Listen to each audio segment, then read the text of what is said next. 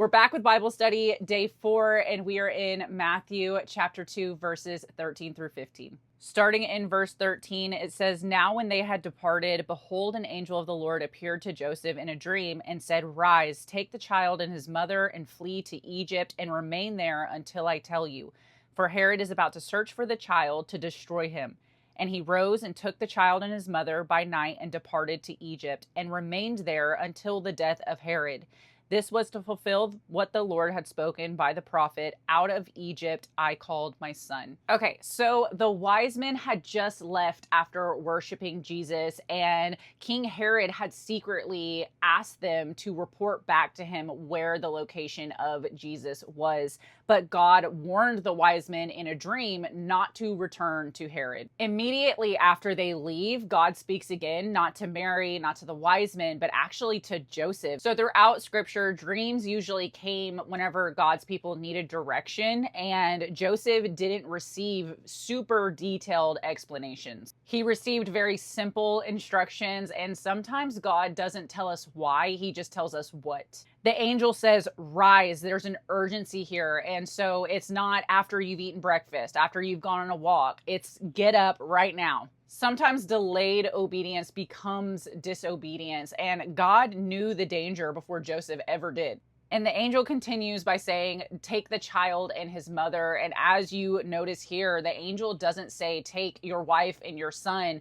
And this continues to emphasize Jesus's unique identity. Jesus ultimately belongs to the Father, and Matthew continues to remind us about this and that Jesus is no ordinary child. The angel then tells Joseph to flee to Egypt. And why would it be Egypt? This sounded actually really surprising because Egypt had a very complicated history with Israel. Egypt represented a couple things in the Old Testament, and some of that was slavery, where Israel cried out, and also the place where God delivered them from. Yet it was also a place of refuge, and this is not the first time that God's people have fled there. Some examples are in Genesis 12, that Abraham during famine, and then there's Jacob and his family, and Joseph, the son of Jacob, eventually brought the whole family into Egypt, and there they survived famine from Genesis 46. Later on, Moses fled out of Egypt, and that actually became the defining picture of God's salvation.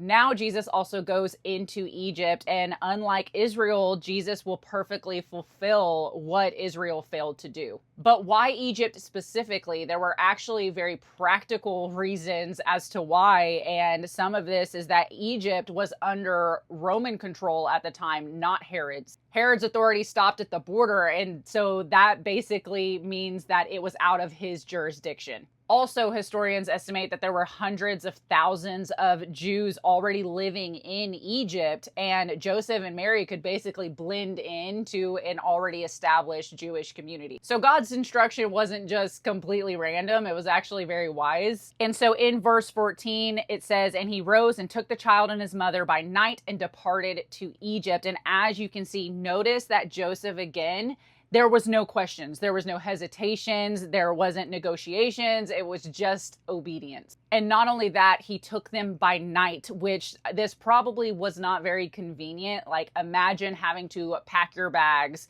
grab a toddler. He was having to, grab Mary, and traveling, leaving family, leaving their home, leaving work, all of these things under the cover of darkness. And not only that, the journey from Bethlehem to Egypt was roughly around 75 to maybe 200 miles, depending on where they settled. And it probably took days, maybe even weeks. And Joseph probably had questions, how long was it going to be? Where are we going to stay? Do we have enough money?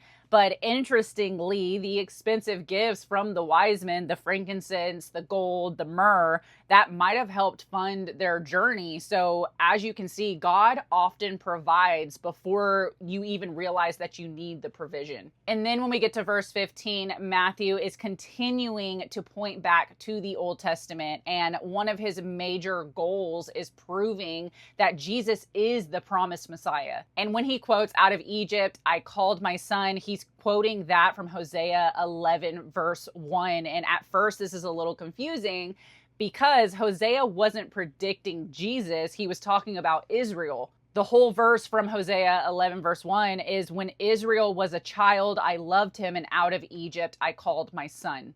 Israel was God's son. So why is Matthew applying it to Jesus? And Matthew constantly presents Jesus succeeding where Israel failed. There are a lot of parallels here because Israel went into Egypt and so did Jesus. And then Israel came out of Egypt, so did Jesus. Israel passed through the Red Sea. Jesus was baptized in the Jordan. Israel was tested in the wilderness for 40 years, and Jesus was tested in the wilderness for 40 days. But Israel failed repeatedly, and Jesus remained perfectly obedient. Jesus relives Israel's story, but this time perfectly. One thing becomes very clear, that King Herod thought he was in control. He had soldiers, he's a king, he had authority, yet every move that Herod makes actually fulfills God's plan. Herod reacts, God directs, and nothing catches God by surprise. But why didn't God just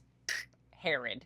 A lot of people wonder this, like, why couldn't God have just completely removed him? Of course he could have, but throughout scripture, God often protects his people through very ordinary means rather than constant miracles. God used dreams, a faithful father, a difficult journey, a foreign country, and sometimes God's protection doesn't immediately remove us from hardship. Sometimes it just leads us through it. So some of the main points of this whole passage is, number one, that God often gives us the next step, not the whole picture. Because, I mean, Joseph didn't know where they were going to stay. He didn't know where they live, when they would return, and he simply obeyed today's instruction. Many of us want the 5-year plan. What is going to happen, after I make these steps? What is it going to lead to? And God often gives us today's assignment, and he wants us to be obedient today before he gives us the next step. Number two is that obedience is better than understanding. And Joseph, as you can see, never argues. He obeys before he even fully understands the whys. Faith isn't having every single answer. Faith is trusting the one that's giving the instructions. Number three, God can use unexpected places, because Egypt wasn't where anyone thought the Messiah would go, but God used an unlikely place for protection. Number four, God's promises never